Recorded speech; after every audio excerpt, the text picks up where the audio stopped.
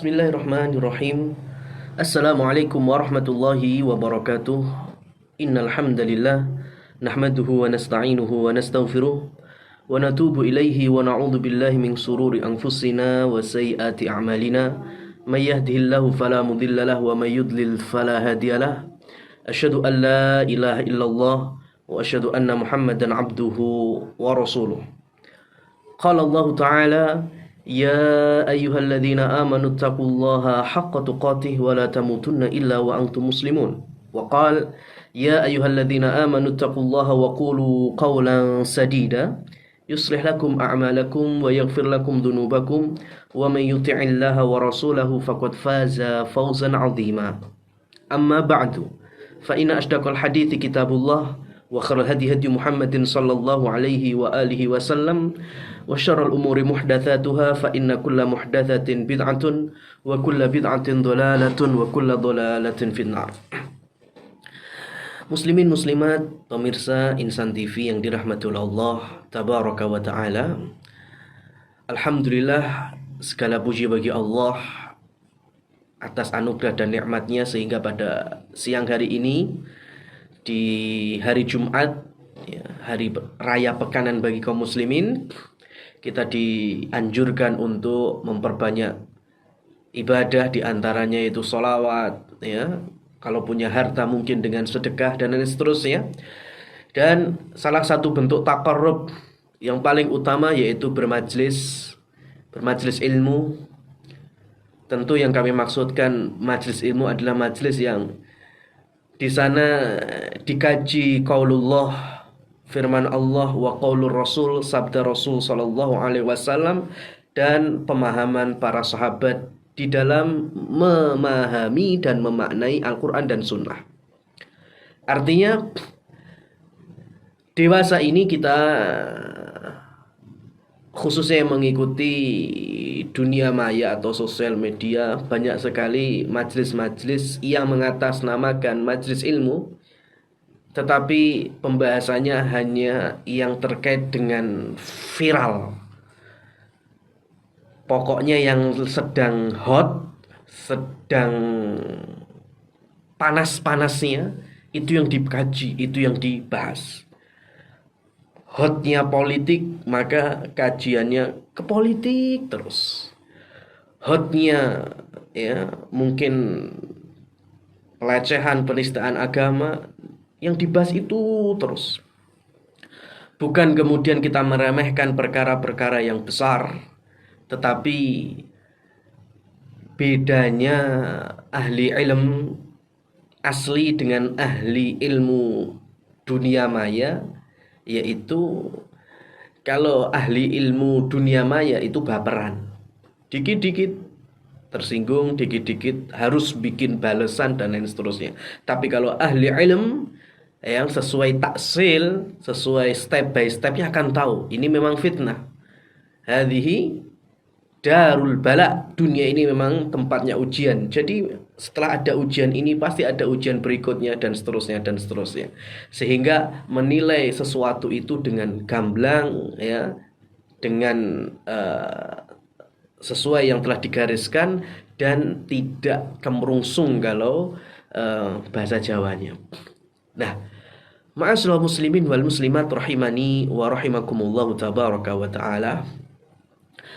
Hari ini memang sengaja kami ingin membawakan tema yang sifatnya keluarga. Supaya apa? Supaya rumah muslimin dan muslimat itu memiliki filter yang bagus dalam menghadapi berbagai macam cobaan, rintangan, baik dari dalam maupun dari luar, yang bersifat intern maupun ekstern. Dan merucut kepada salah satu firman Allah di dalam surat At-Tahrim, yang mana Quran surat At-Tahrim yang berjumlah 12 ayat itu dibuka dengan keluarga, pertengahannya juga masalah keluarga, dan ditutup ayat-ayat terakhirnya percontohan keluarga. Banyak sekarang pemuda-pemuda yang meninggalkan rumah hanya karena ikut-ikutan kawan-kawannya, atau pemuda yang tanpa seizin orang tua mengikuti kajian-kajian yang ekstrim, yang menyimpang, ya, bahkan nanti pulang ke rumah bisa dan mampu mengkafirkan orang tuanya karena ayah ibunya tidak semanhaj, tidak satu ideologi dengannya. Fana'udzubillahi min dzalik. Kita nggak mau seperti ini. Ya, ini kacamatanya yaitu keluarga yang di dalamnya muslim, muslimah. Ya, jadi memang firman Allah yang ada di pertengahan, ya ayyuhalladzina amanu qu anfusakum wa ahlikum nara. Lebih khususnya bagi kepala keluarga, para suami, para ayah-ayah, untuk menjaga diri, kemudian ditularkan kepada keluarganya, istri dan anak-anak dari siksa-siksa api neraka. Bukan kemudian menjadikan keluarga itu ya keluarga yang harus perfect terus, nggak mungkin. Karena paling mulianya keluarga saja pasti ada permasalahan.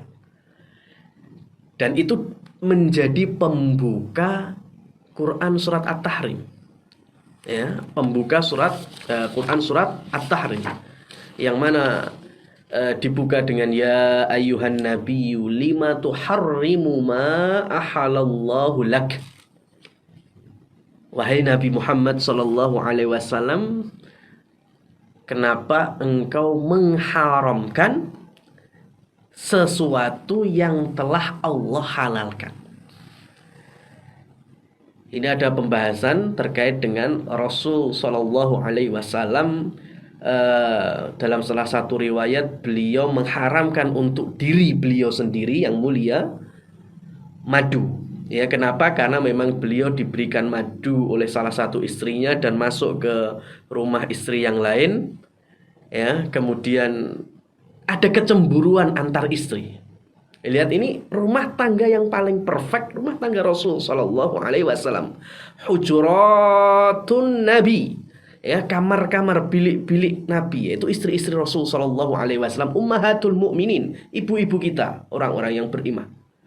Itu saja ada permasalahan, contohnya kecemburuan antar istri.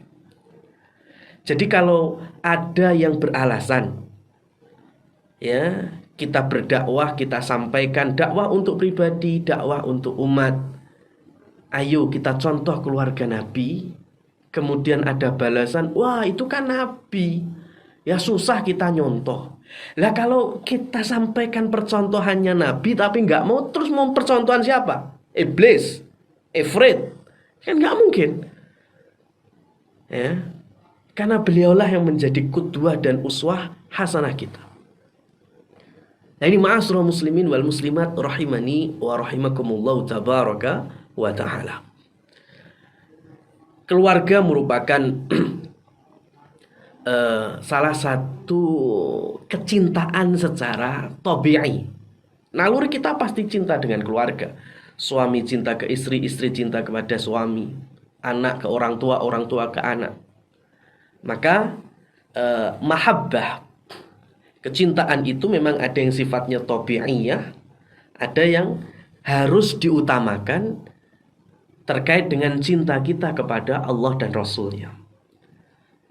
Sehingga supaya rasa cinta yang tabi'iyah ini mendapatkan pahala di sisi Allah, maka tentunya kita kaitkan dengan cinta kita kepada Allah. Yang pertama, mahabbatullah, ini wajib kita pegang. Cinta kepada Allah subhanahu wa ta'ala. Harus. Karena bukti keimanan kita, baik secara rububiyah, uluhiyah maupun asma dan sifatnya.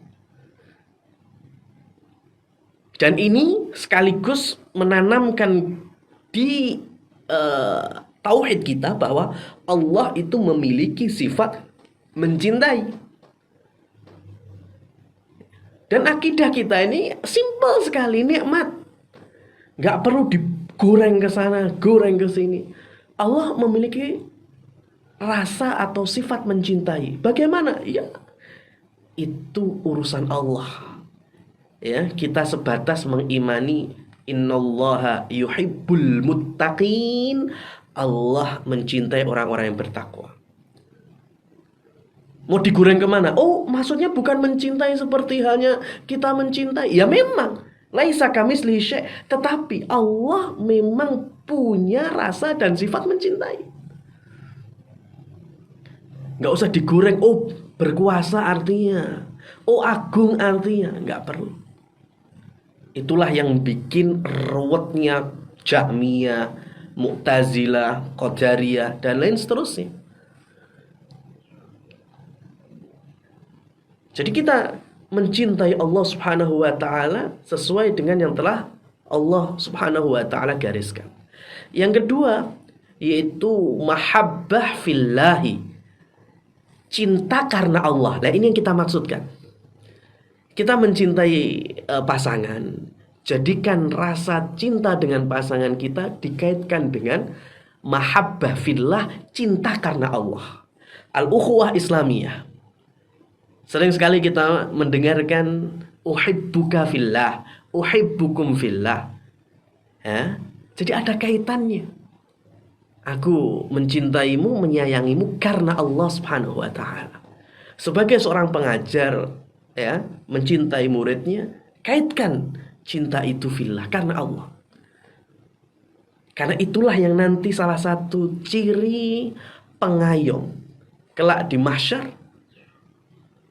Yaumun la dhilla illa dhilluh, di hari yang tidak ada naungan kecuali naungan dari Allah Subhanahu wa taala. Dan Allah nantinya akan berfirman, ainal mutahabbun, di mana orang-orang yang saling mencintai karena Allah Subhanahu wa taala. Bertemu karena Allah, berpisah karena Allah. Dan tolong jangan terlalu percaya diri siapa kita dibanding dengan Rasulullah sallallahu alaihi wasallam. Sekelas Nabi Muhammad sallallahu alaihi wasallam, beliau masih berdoa, Allahumma inni as'aluka hubbak. Ya Allah, aku meminta kepadamu rasa cinta kepadamu.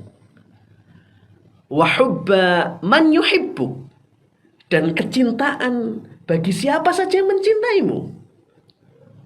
Wa kulla amalin yuqarribuni ilaik, yuqarribuni ila hubbik, dan semua amalan, aktivitas, ya, ketaatan yang mendekatkan aku kepada cinta kepadamu. Rasulullah Shallallahu alaihi wasallam sekelas beliau itu masih minta rasa cinta kepada Allah dan rasa cinta karena Allah Subhanahu wa taala. Dan ini kenikmatan yang paling agung, ya, yang akan membawa kita mendapatkan kenikmatan yang tidak ada duanya kelak di surga. Jadi kita cinta kepada Allah, kita cinta karena Allah. Berikutnya juga la yu'minu ahadukum, tidaklah keimanan di antara kalian itu sempurna sampai menjadikan aku, yaitu Rasul sallallahu alaihi wasallam, ahabba, lebih dicintai daripada min waladihi wa walidihi wan nasi ajma'in, dari banding diri sendiri, kemudian ayahnya, orang tuanya, dan manusia secara umum. Artinya di bawah level kecintaan kita kepada Allah Subhanahu wa taala, di situ ada rasa cinta kepada Nabi Muhammad sallallahu alaihi wasallam.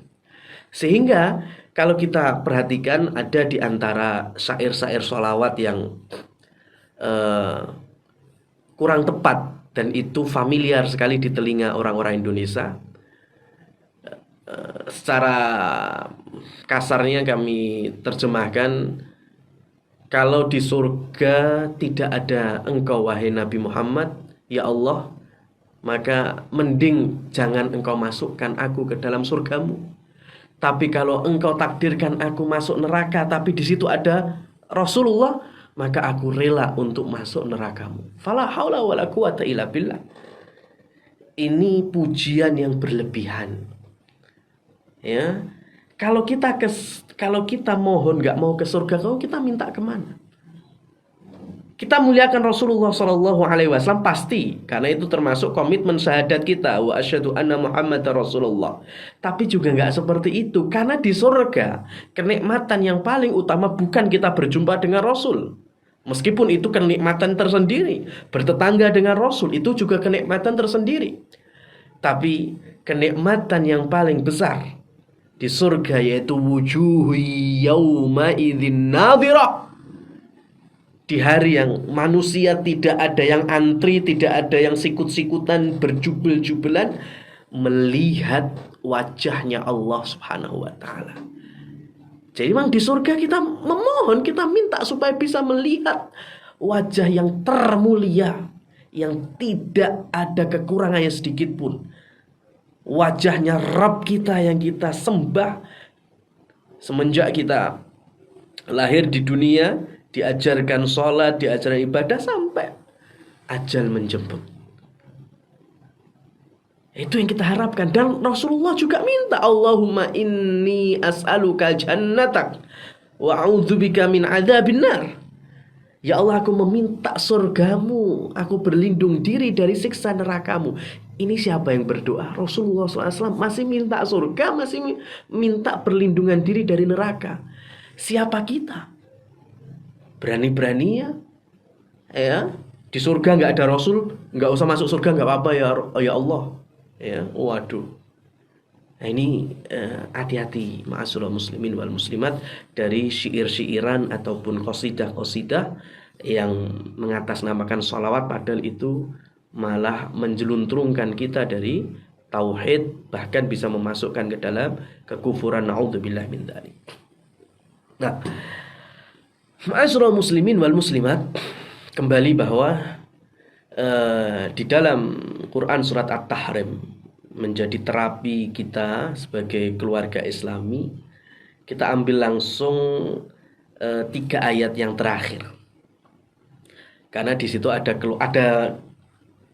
berapa keluarga ya dalam satu surat itu. Pertama keluarga Rasul, yang kedua keluarganya Nabi Nuh, keluarga Nabi Lot, keluarga Fir'aun, keluarga Imran, yaitu ada Maryam. Ada 5 keluarga ya, ada 5 keluarga. Tentunya kita nggak bisa membahas satu persatu secara utuh ya. Tadi sebagai pembuka keluarga Rasul Shallallahu Alaihi Wasallam, sebaik-baik keluarga, tapi pasti masih ada masalah ya. Jadi intinya bukan menafikan masalah, tetapi lebih ke problem solvingnya, yaitu manajemen di dalam mengatasi masalah. Jangan sampai masalah itu keluar dari jalur, artinya dari koridor syariat ya, dan sebanyak mungkin masalah tetap mendapatkan keberkahan dari Allah. Karena konsekuensi dari doa bagi mempelai, barakallahu laka wa baraka alaik wa jama'a bainakuma fi khair. Intinya minta keberkahan dari Allah, baik dalam kondisi adem ayem maupun dalam kondisi yang sedang ada masalah.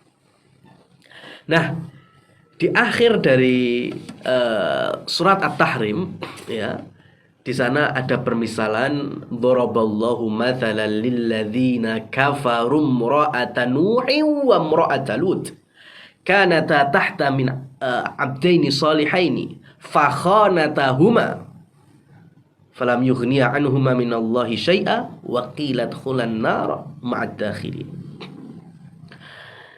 Ayat yang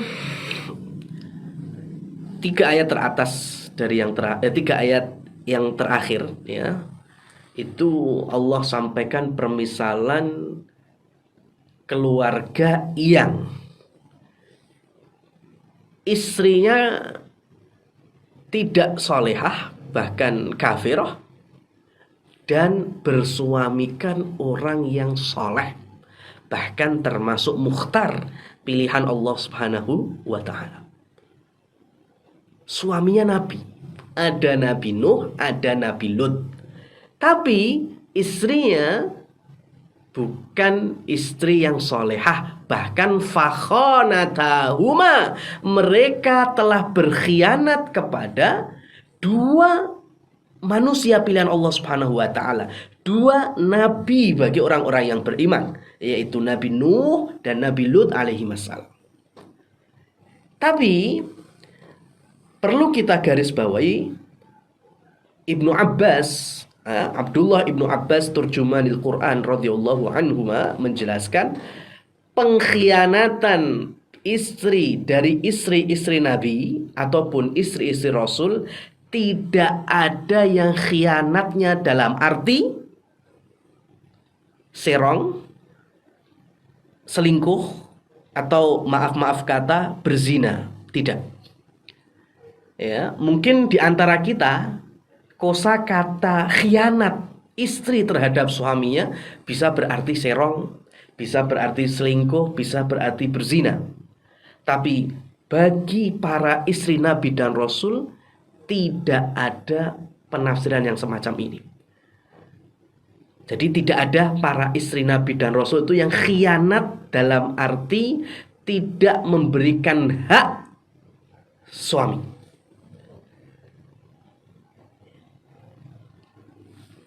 Maknanya khianatnya para istri Nabi dan Rasul artinya khianat terhadap risalah suaminya. Atau dalam bahasa lain, tidak beriman dengan dakwah suaminya. Allah Subhanahu wa taala memberikan suami yang saleh, ahli tauhid, bahkan menyebarkan tauhid, berdakwah. Di antara kaumnya ada yang membalasnya, artinya ada yang menjawab dakwah tersebut, beriman. Ada yang ingkar. Ternyata di dalam rumah pun ada yang ingkar, bahkan orang terdekat, yaitu istrinya sendiri. Dan itu ada, contohnya siapa? Istrinya Nabi Nuh, istrinya Nabi Lut. Ringkas kata, suami soleh, istri nggak solihah. Bahkan nanti wakilat khulan nara ma'ad dakhilin, mereka berdua akan Allah masukkan ke dalam neraka. Sekelas Nabi Nuh, sekelas Nabi Lut tidak mampu untuk mengangkat istrinya dari siksa neraka. Apalagi kita yang bukan siapa-siapa. Artinya jangan kemudian kita terlalu percaya diri, over confidence. Kalau kita ini orang beriman, orang yang soleh, orang yang gini, gambaran mudahnya seperti ini jamaah yang dirahmati Allah. Oh ya, orang tua yang soleh nantinya bisa mengangkat derajat anaknya yang mungkin kurang soleh. Anak yang soleh juga bisa mengangkat derajat orang tuanya yang kurang soleh, dan lain seterusnya. Ya, Allah memang memberikan izin di antara hamba-hambanya selain daripada Rasul Shallallahu Alaihi Wasallam untuk memberikan syafaat. Ini poin yang lain. Ya, kita yakini ini, tapi jangan over confident. Contohnya, saya sudah punya anak hafal Quran. Ya, nantinya saya di surga akan mendapatkan mahkota. Jangan seperti itu. Ini namanya overconfident. Tapi meyakini bahwa kelak anak-anak itu bisa memakaikan pakaian baju kebesaran, mahkota indah. Ya, itu kita yakini. Tapi apakah kita termasuk? Nah, itu harusnya kita menjauhkan, ya, menjauhkan dari godaan-godaan semacam ini. Berharap iya, pengen sih jelas. Ya, tapi mengecap dan menstempel saya pasti dapat, itu jangan. Ya, sehingga ada fastabiqul khairat, ada terus kekuatan di dalam beramal. Ya, sama, suami soleh bukan menjamin istri itu solehah. Meskipun nantinya pengennya juga idealnya sih sama-sama soleh-solehah. Begitu juga sebaliknya. Ya. Jadi jangan mudah mengecap, ini kan istrinya fulan, istrinya dai, istrinya ustadz, istrinya ya, tapi kok masih banyak kekurangannya? Ya bisa jadi memang mungkin nasihat sudah disampaikan, wejangan sudah, pendidikan juga sudah, tapi memang siapa yang membolak-balikkan hati? Allah Subhanahu wa taala. Kita tidak bisa menjamin itu. Idealnya ya sama-sama baik. Nanti kita akan sampaikan yang paling ideal yaitu yang ayat terakhir, wa Maryam binata Imran allati ahsanat farjaha. Yang paling ideal yaitu keluarganya Maryam bintu Imran. Bayangkan, di dalam Al-Quran satu-satunya surat yang berjudul keluarga itu cuma Ali Imran, keluarga Imran. Satu-satunya nama perempuan yang dijadikan surat dalam Al-Quran cuma Maryam. Dan kalau kita boleh katakan lagi, dua-duanya ini bukan di antara jajaran para nabi. Karena sebagian para nabi dijadikan nama surat. Ya, ada surah Ibrahim, ya, ada surah Muhammad. Ya, tapi ini keluarga Imran, bukan Nabi Imran ya. Maryam juga bukan nabi. Mereka semuanya orang soleh. Tapi Allah Subhanahu wa taala memberikan pelajaran, keluarga yang paling ideal adalah keluarga mereka. Imran, orang yang soleh. Ya, dalam Al-Quran ada surat khusus keluarga Ali Imran. Maka hendaknya kita juga mengkaji bagaimana bisa membangun keluarga yang beriman sebagaimana keluarganya Ali Imran. Lahir nantinya Maryam, perempuan yang ahsanat farjaha, yang betul-betul suci, bisa menjaga kehormatan dan dirinya selaku perempuan. Lahir nanti Isa ibni Maryam, Nabi Isa, nabi. Jadi level keluarga Ali Imran tuh naik.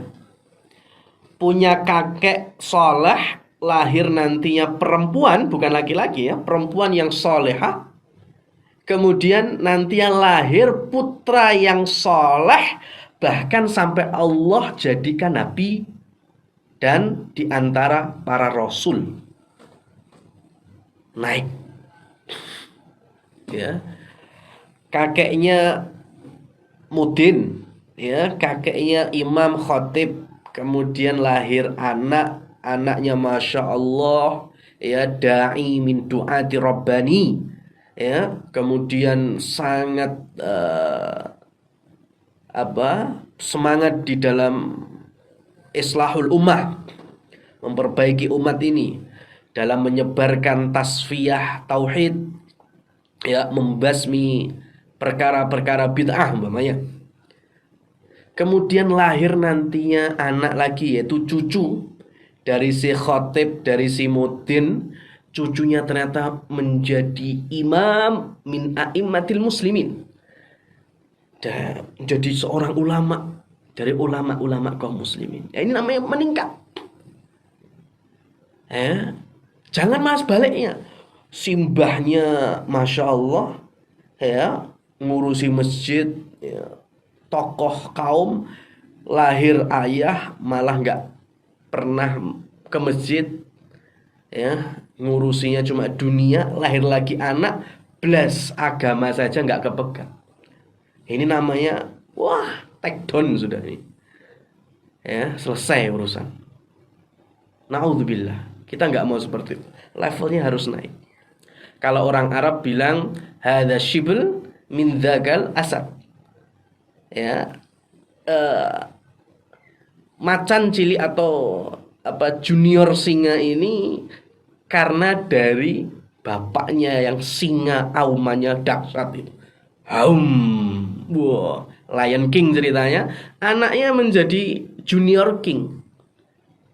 Bukan kemudian ayahnya seorang contohnya dari seekor singa, raja hutan, Lion King, dengan aumannya yang berwibawa dan dahsyat. Ternyata anaknya meong aja nggak bisa.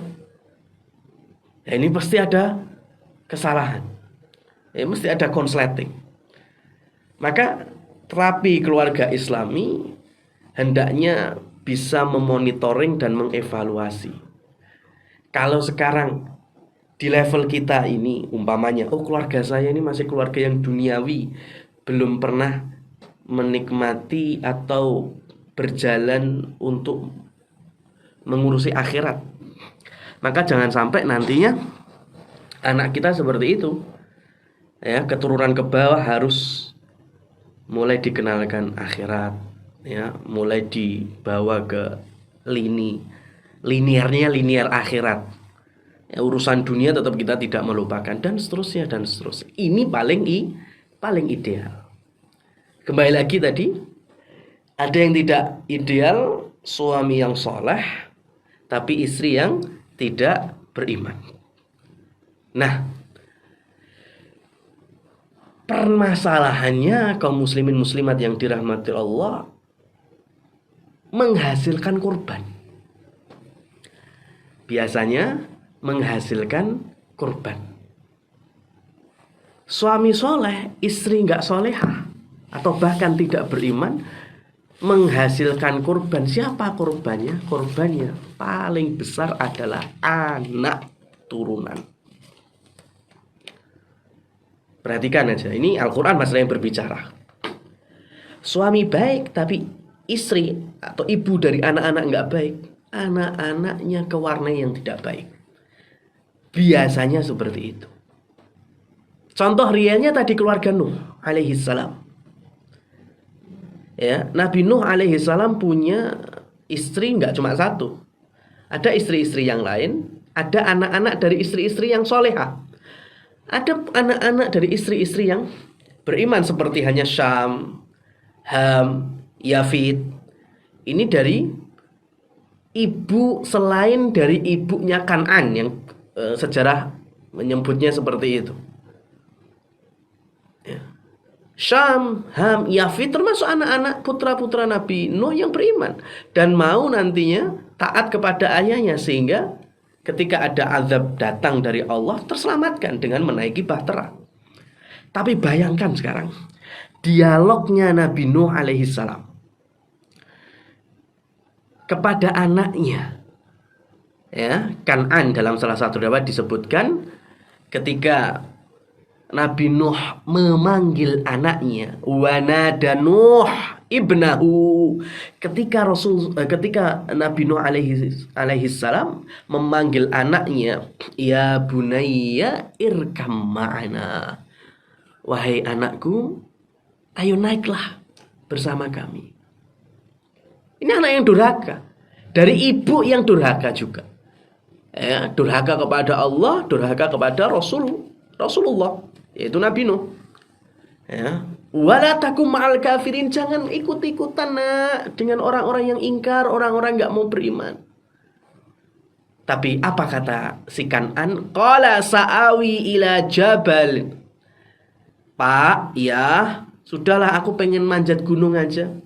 Ya'simuni minal ma'. Gunung puncaknya kan bisa menyelamatkan aku dari air. Qala la 'asimal yaumin amrillah.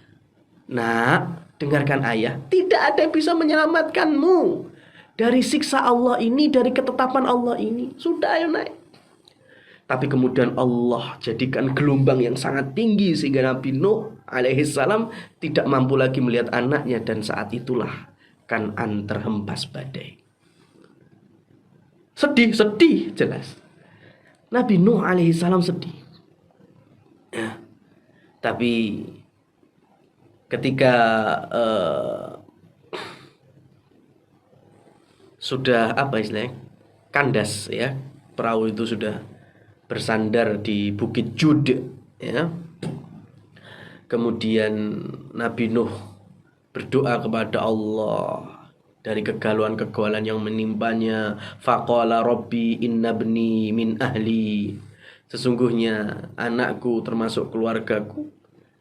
Maka Allah Subhanahu wa taala, ya, menjawab, qala ya nuhu innahu laisa min ahlik innahu amalun ghairu salih.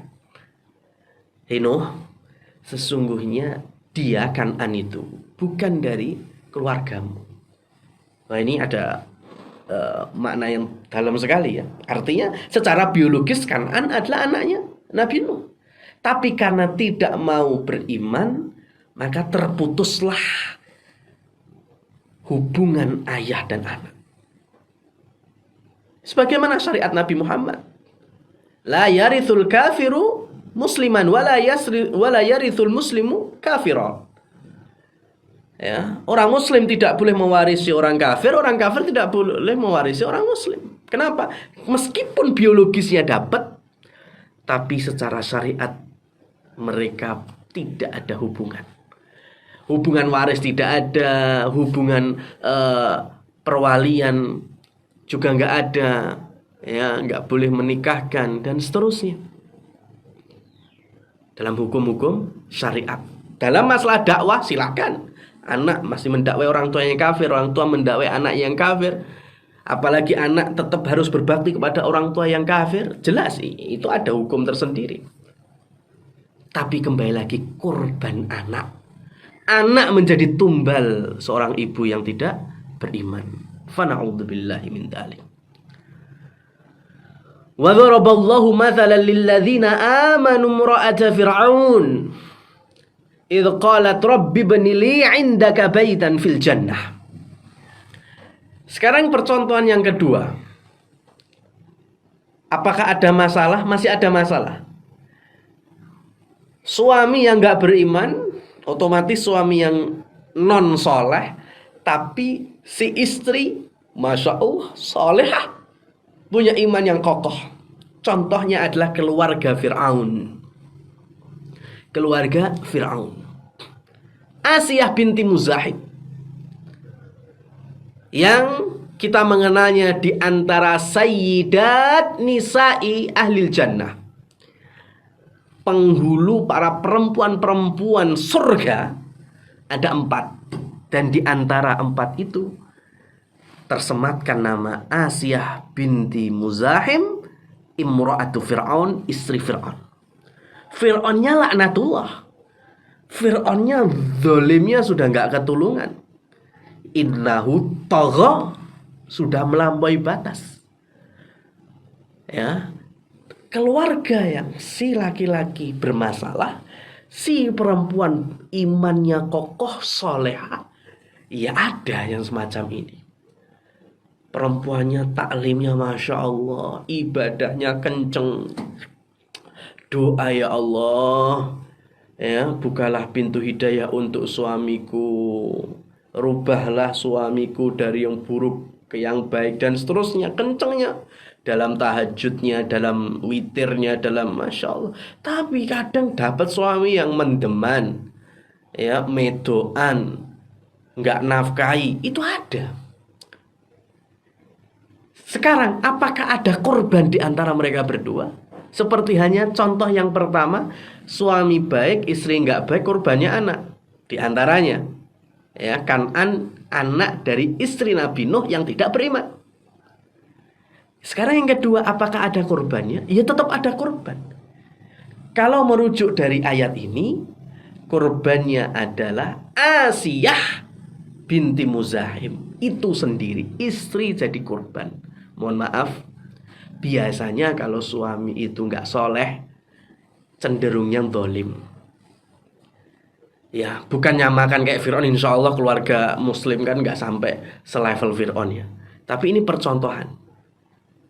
Riwayat menjelaskan kapan Asiyah istri Fir'aun ini berdoa, Rabbi bani li indaka bait. Ya Allah, aku memohon kepadamu, bangunkan di sisimu rumah. Wa najjini min fir'auna wa amalih. Ya, lindungi aku dari Fir'aun dan karya-karya kezalimannya, amal-amal lalimnya. Kapan ini diucapkan? Di saat Asiyah ketahuan bahwa dirinya beriman. tidak mau mengimani suaminya yang mengatakan ana rabbukumul a'la, tapi menyatakan bahwa Allah itu Rabb. Allah itu zat yang diibadahi. Tauhidnya ketahuan, maka Fir'aun kemudian menyiksa Asiyah, istrinya sendiri. Kemudian beliau berdoa, ya Allah, bangunkan untukku di sisimu rumah yang berdekatan dengan Allah Subhanahu wa ta'ala, dan perlindungan diri dari suaminya. Maka hati-hati. Ini nasihat bagi kami juga sebagai seorang suami, bagi siapa saja yang merasa suami. Sesekali ayo kita tanya ke istri. Istriku, pasanganku, pernahkah dirimu berdoa kepada Allah? Ya Allah, kok hidup kayak gini ya? Bersuamikan yang kayak gini. Nah, ini ya nggak seperti Asia nih, tapi intinya sama, ngeluh terhadap suaminya kepada Allah Subhanahu wa ta'ala. Kalau sampai dijawab iya, berarti memang ada masalah pada diri kita sebagai seorang suami.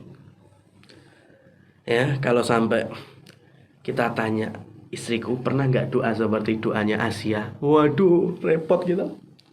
Ya, pusing langsung kita.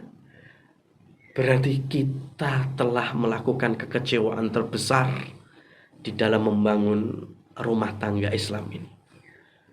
Kalau suami sudah, ya Allah, suamiku kok ternyata orang-orang yang ahli maksiat, suamiku orang-orang yang ingkar kepadamu, nggak mau takwa kepadamu, masuk ke dalam kategori yang kedua ini. Dan biasanya yang gerantes, apa bahasa Indonesia yang gerantes itu? Yang gundah gulana, yang gelisah, yang kacau balau jiwanya, itu istri. Kenapa?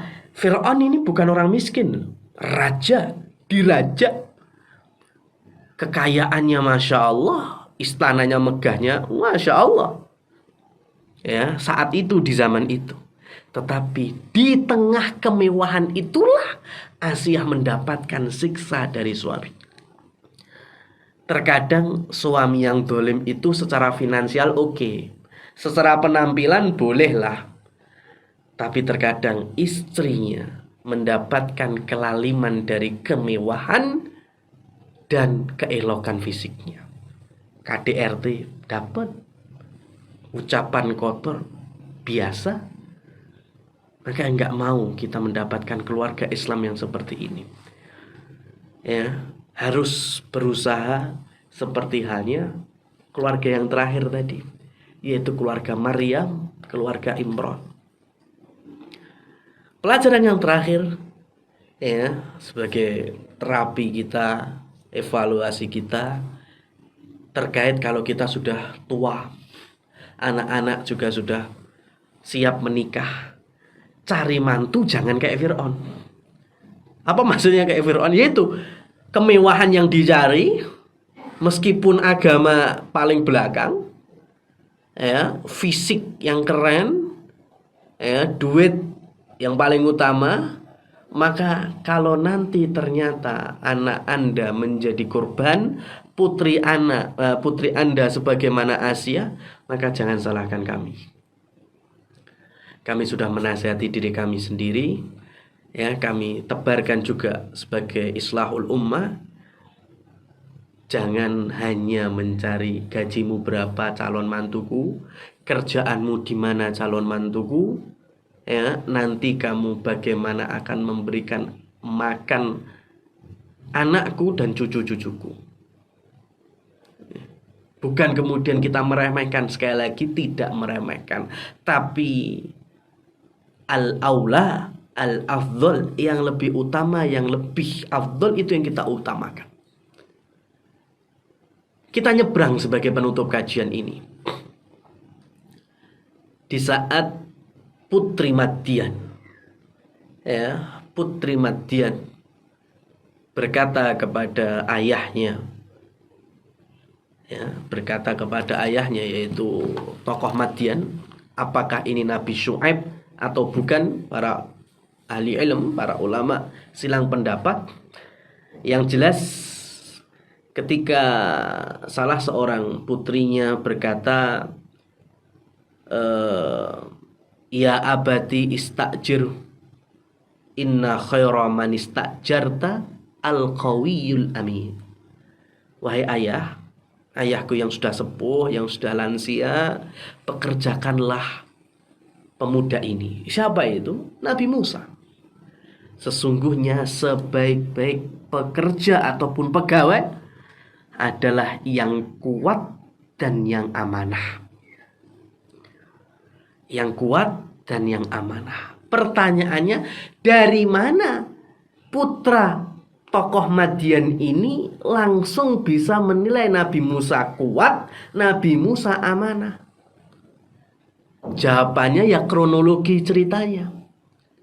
Ketika Nabi Musa melarikan diri dari Mesir ke Madian, kemudian beristirahat dan melihat dari kejauhan ada pengembala-pengembala, dan ternyata di antara pengembala yang paling jauh menyendiri nunggu antrian minum, ya, ngasih minum kambing domba-dombanya, ada 2 perempuan. Padahal pekerjaan pengembala pekerjaan laki-laki, ini ada 2 perempuan. Ternyata alasannya orang tuanya sudah lansia, sudah lanjut. Maka ketika laki-laki pengembala itu selesai urusannya, menutup sumur dengan batu yang besar, baru perempuan ini datang. Dan Nabi Musa membantu mengangkat batu penutup itu yang sebelumnya dibawa dan diangkat oleh sekian laki-laki. Ini Nabi Musa sendirian. Selesai. Ngasih minum domba, selesai, tutup lagi. Beliau pun istirahat di bawah pohon. Ketika 2 putri ini balik ke rumah dengan domba-domba yang sudah diberikan minum cukup, kemudian cerita kepada ayahnya, sehingga balik lagi salah seorangnya mengundang Nabi Musa untuk ke rumahnya.